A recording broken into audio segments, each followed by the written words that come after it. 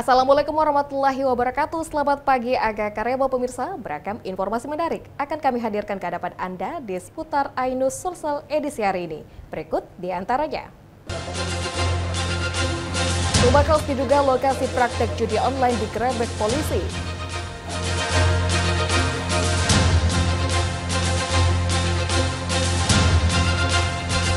Negara kecanduan judi online sekitar 100 orang dirawat di rumah sakit.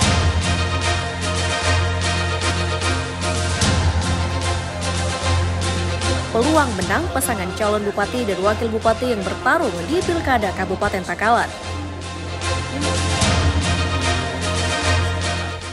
Baik pemirsa, selain 3 cuplikan informasi tadi, kami akan hadir dengan informasi lainnya bersama saya Asmaul Husna, dan inilah seputar Ainus Sulsel selengkapnya.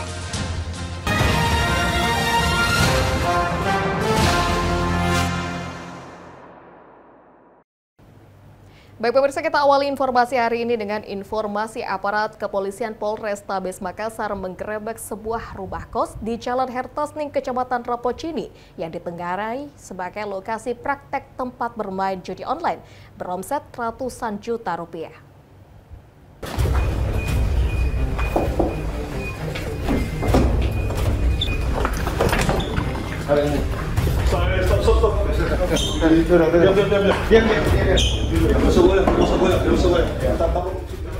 Unit Jatantras Polrestabes Makassar menggerebek sebuah rumah kos-kosan di Jalan Hertasning, Kecamatan Rapocini, Kota Makassar yang ditenggarai sebagai tempat berkumpulnya beberapa pemuda melaksanakan praktek judi online.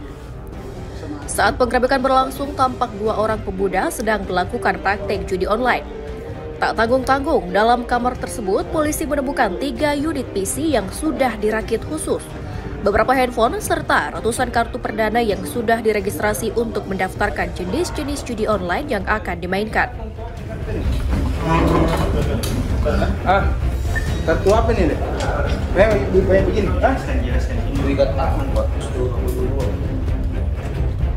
Dalam memuluskan aksinya, para pelaku sering berpindah-pindah kos untuk menghindari incaran petugas. Dari hasil interogasi, dalam kurun waktu 1 tahun, mereka telah meraup keuntungan hingga 700 juta rupiah.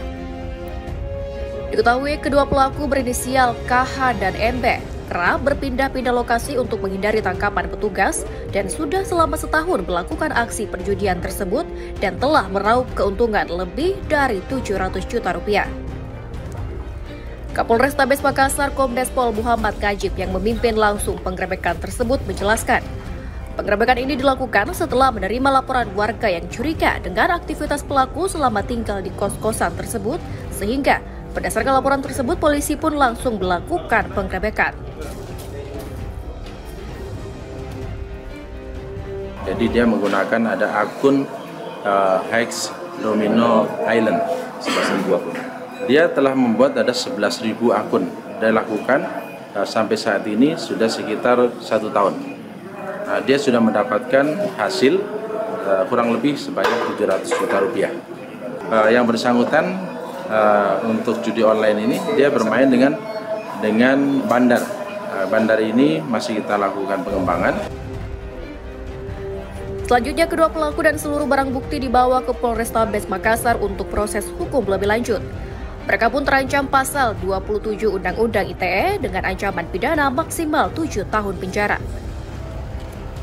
Dari Makassar, Yolus Vin Ainus melaporkan.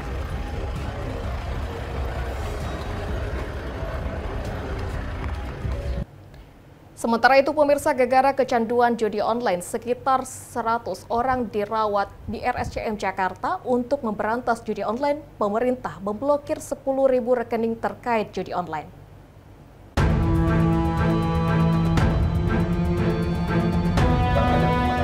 Upaya pemberantasan judi online terus berlanjut. Selain penindakan kepada bandar judi online, Kementerian Komunikasi dan Digital Komdigi bekerja sama dengan OJK melacak rekening yang dicurigai terkait dengan judi online. Hingga saat ini, pemerintah melalui OJK telah memblokir 10.000 rekening terafiliasi dengan judi online.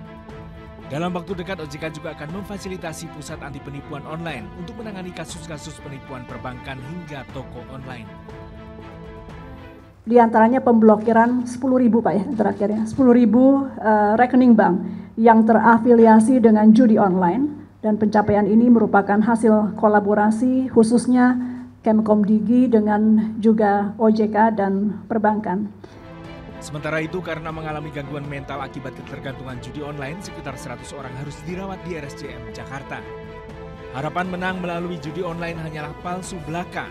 Seorang pembuat website judi online yang tertangkap di Bogor mengatakan judi online tidak akan menguntungkan para pemain karena kemenangan telah direkayasa hanya untuk para bandar. Ya, tapi menangnya di bandar ya? Iya, udah pasti Pak. Ada kemenangan, mungkin itu cuma sesaat Pak. Nanti akhirnya akan kalah juga Pak. Ah ya, maksudnya yang menang siapa? Pasti bandar Pak. Pasti bandar ya? Tim Liputan iNews melaporkan.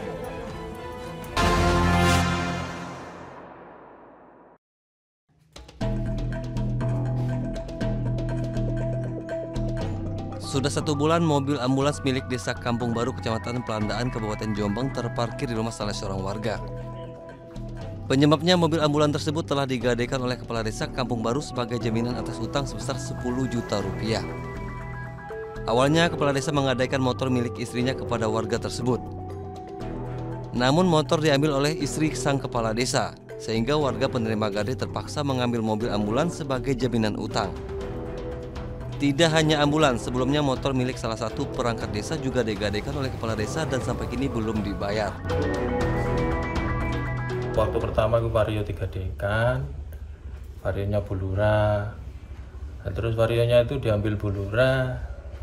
Otomatis kan yang punya uang itu minta barang lagi, terus barang-barangnya Lurah kan nggak ada sudah. Paling ya terpaksa siaga itu dibawa, ngoten ceritanya. Nilainya sampai berapa itu Pak? Kemungkinan 10 atau 20 sampai 20 lah. Saat hendak dikonfirmasi, Kepala Desa sudah beberapa bulan tidak masuk kantor. Atas kejadian ini, pihak Dinas Pemberdayaan Masyarakat Desa Kabupaten Jombang akan memanggil Kades yang bersangkutan untuk dimintai keterangan. Dari Jombang, Jawa Timur, Mukhtar Bagus, iNews melaporkan.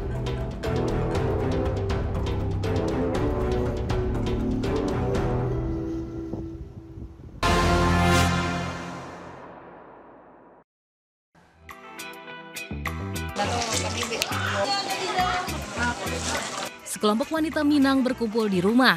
Pasti ada hidangan istimewa dipersiapkan. Hidangan bukan terbuat dari santan seperti makanan Minang pada umumnya. Ikan sampade atau asam pedas tampil dengan keunikan rasa kuah. Bahan utama ikan tuna segar, kentang, dan tomat. Racikan bumbu dapur, bawang merah, bawang putih, jahe, lengkuas, kemiri, dan cabai. Aroma wangi bumbu dari daun sereh dan daun jeruk, serta lengkuas. Sementara sensasi asam gurih dari asam kandis atau belimbing wulu ditaburi sedikit garam. Penyajian ikan sampade begitu mudah. Seluruh bumbu dihaluskan, dimasukkan bersama air secukupnya. Setelah mendidih, masukkan ikan, kentang, dan potongan tomat. Menambah aroma wangi, jangan lupa masukkan daun ruku-ruku atau daun kemangi. Setengah jam ikan sampade siap disajikan. Rasa sampade itu kan yang menonjolnya kan asam, terus pedas dan gurih ininya. Pemakai selera. Kalau di daerah ini kan daerah dingin ini kan enaknya kan yang agak pedas, hangat-hangat. Nah, itu lebih mantap kita makan. Berkah merah ikan sampade tak hanya memanjakan lidah. Masakan tradisional ini memiliki kandungan gizi protein dan asam amino esensial, baik dikonsumsi untuk anak-anak dan orang dewasa. Dari Tanah Datar, Sumatera Barat, Agus Sulistyo, iNews melaporkan.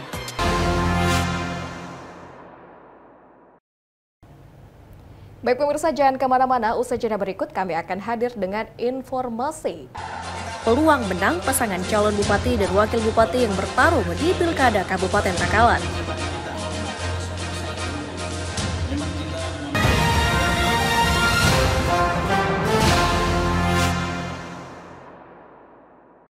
Dan cobalah, mari kita semua saling menyayangi dan saling berbagi, dan bersama untuk hadapi bencana, kelak sambut pagi dan cerah mentari.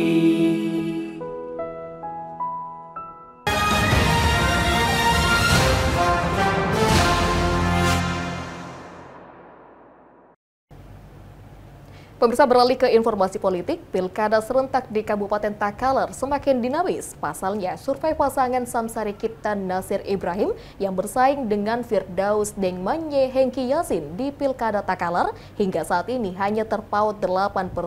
Peluang Samsari Kipta dan Nasir Ibrahim yang diusung Partai Perindo berpeluang memenangkan pertarungan. Hal terungkap dalam diskusi komunitas wartawan politik Sulawesi Selatan melaksanakan diskusi politik yang membedah peluang menang pasangan calon bupati dan wakil bupati yang bertarung di Pilkada Kabupaten Takalar. Di mana survei PT Indeks Politik Indonesia, pasangan Syamsari Kipta dan Nasir Ibrahim atau Nojeng yang melawan Firdaus atau Daeng Maje dan Hengki Yasin di Pilkada Takalar memiliki survei elektabilitas terpaut 8%. Pasangan Muhammad Firdaus dan Hengki Yasin ini berada di angka 49,4%, kemudian Syamsari Kipta dan Nasir Ibrahim Nojeng 40,8% yang memang ada kenaikan karena sebelumnya hanya bermain di angka 34%. Pasangan Syamsari Kipta Nojeng, Nasir Ibrahim Nojeng yang diusung Partai Gelora dan Perindo ini, memang kalau dilihat hari ini surveinya masih tertinggal di 8%, tapi trennya bagus, naik. Dia tertinggal 8% dari Dengmanye, tetapi potensi dia untuk mengejar itu terbuka karena trennya terus naik dan dukungan para elit-elit politik di Takalar, tokoh-tokoh masyarakat yang tidak senang dengan cara berpolitik Dengmanye, yang ingin memborong partai, yang ingin menghalangi tokoh-tokoh yang lain itu maju, membuat mereka lebih cenderung saat ini ingin mendukung Samsari. Dalam diskusi ini juga menghadirkan pengamat politik Unismu Ridwan Fawallah dan tokoh literasi dan penulis nasional Bahtiar Adnan Kusuma yang mengatakan masyarakat Takalar perlu memilih calon pemimpin yang bekerja nyata dan memiliki visi misi yang berkelanjutan. Dari Makassar, Tim Liputan iNews melaporkan.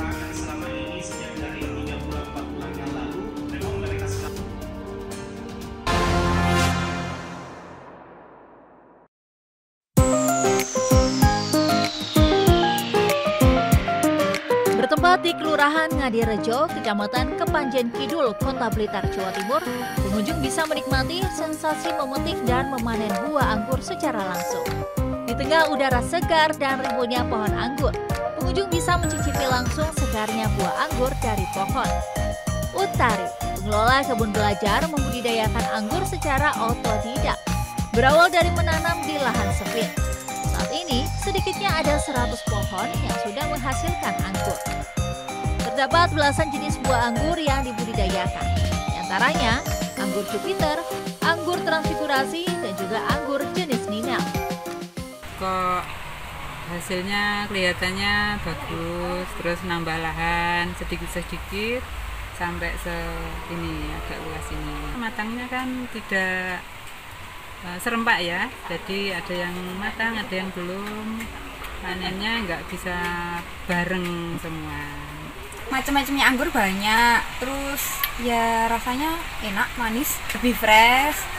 Terus apa ya, kita bisa milih anggur langsung ya.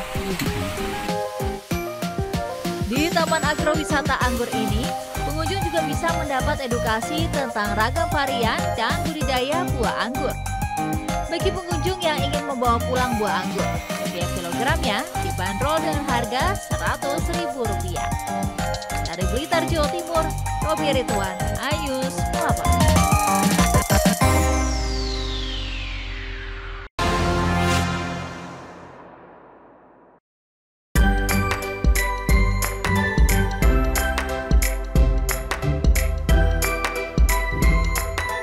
Inilah nasi goreng sultan yang diolah dengan aneka rempah dan bumbu dapur khas Jawa, dipadukan dengan bawang bombay, cabai, kecap, tomat, paprika, dan bawang. Pembuatan nasi goreng sultan ini sebenarnya mirip dengan nasi goreng Jawa pada umumnya, hanya ditambah dengan bumbu khusus dan dipadukan dengan sate yang ditusuk dengan keris. Ya, kuliner ini menjadi unik karena disandingkan dengan sate ayam dengan bumbu Madura. Menariknya, tusuk sate ayam jumbo yang digunakan bukan menggunakan bambu, tapi sebuah keris. Potongan daging ayam dan paprika pun disusun di keris, lalu dibakar sambil diolesi bumbu. Sajian nasi goreng, sayuran, dan sate keris pun menjadi menu nasi goreng Sultan ini terlihat mewah. Begitu disajikan di meja, daging akan dilepaskan dari keris lalu disiramkan bumbu di atasnya. Menu nasi goreng Sultan ini terinspirasi dari ciri khas Jawa, terutama Surakarta. Selain mengingatkan pada masakan nasi goreng Jawa, nasi goreng Sultan ini mendekatkan pada budaya Jawa, yakni keris. Dengan kerajaan atau orang-orang di zaman dulu, senjata utamanya untuk di Jawa kan keris ya. Karena kita tinggal di Jawa dan kebetulan dekat dengan Keraton Mangkunegaran dan juga Keraton Kasunanan, maka kita angkat tersebut tema tersebut untuk daya tarik ya. Tapi yang kita pakai adalah keris aksesoris, bukan keris yang buatan empu ya. Tadi mungkin nggak kelihatan kerisnya karena tadi penyajiannya udah dibantu untuk lepas kerisnya itu. Tapi overall ini enak sih untuk nasi gorengnya, rasanya pas, terus juga satenya nih gede-gede gitu. Jadi puas dan bakal kenyang banget sih di sini. Nasi goreng Sultan dengan sate keris ini bisa dinikmati dengan harga Rp75.000 per porsi. Penyajian yang unik dengan rasa lezat memberikan sensasi pengalaman kuliner yang tak terlupakan. Dari Solo, Jawa Tengah, Septiantoro, iNews melaporkan.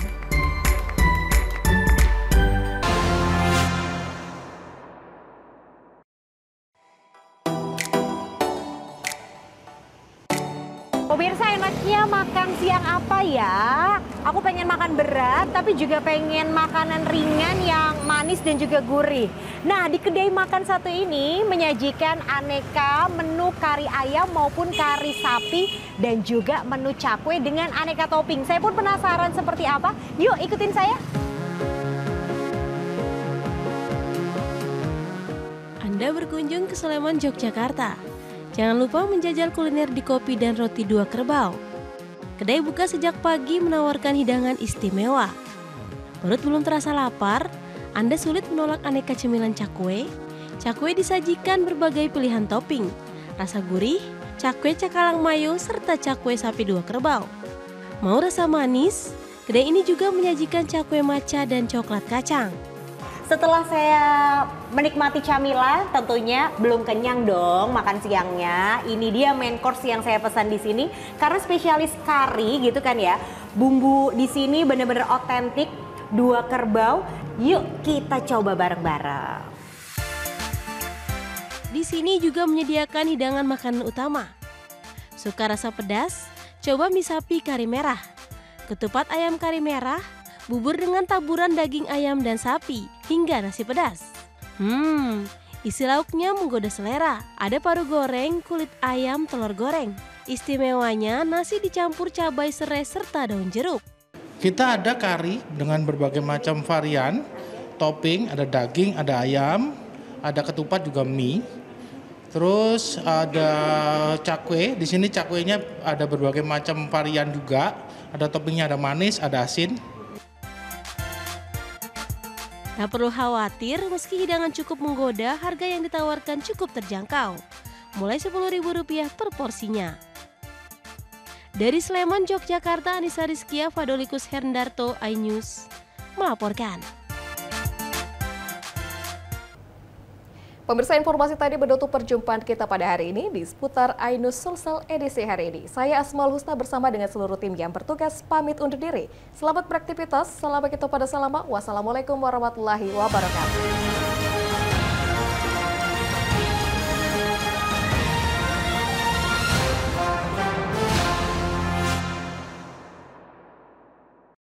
Dan cobalah, mari kita semua saling menyayangi dan saling berbagi, dan bersama untuk hadapi bencana, kelak sambut pagi dan cerah mentari.